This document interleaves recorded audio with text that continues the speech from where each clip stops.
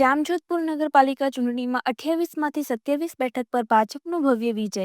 જામજોધપુર નગરપાલિકા ચૂંટણીમાં 7 વોર્ડ 28 બેઠકમાંથી 27 બેઠક પર ભાજપનો વિજય થયો હતો, જ્યારે રસાકસીભર્યા 7 નંબર વોર્ડમાં ભાજપમાંથી બળવો કરનાર આમ આદમી પાર્ટીના ઉમેદવાર લાલજીભાઈ વિંજોડા જીતી ગયા હતા।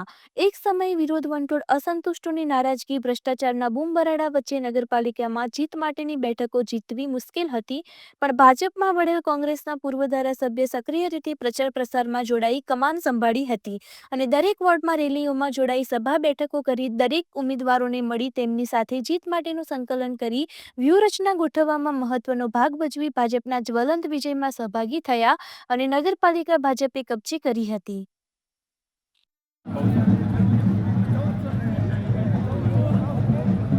વોર્ડ નંબર 4ના બધા ઉમેદવારો વિજેતા જાહેર થયા છે। રૂપાબેન ડાબડિયા, રાજુભાઈ ડાબડિયા, મીનાબેન વાછાણી અને વિનુભાઈ કારેણા। એમાં વિનુભાઈ કારેણાને તો ખબર નહોતી કે ટિકિટ મને કોને અપાવી, એટલે કાલ સાંજે ખબર પડી કે હિતેશભાઈ ત્રાંબડીએ એને ટિકિટ અપાવી છે। એના ઘરના તો બી ગયા હતા કે તમે ક્યાં મને અમને રાજકારણમાં પડી, ને એની પેઢીમાં કોઈથી એને રાજકારણ નથી રહીમાં, અને આ પેલો જ ભાઈ છે એને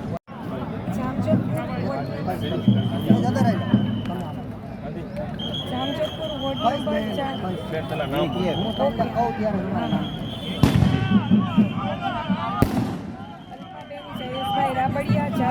વોર્ડ નંબર 4માંથી હું આ વખતે સેકન્ડ ટર્મમાં ઊભી છું અને બહુમતીથી જીતી છું, તો બધા મતદારોનો, કાર્યકર્તાઓનો અને આગેવાનોનો આભાર માનું છું।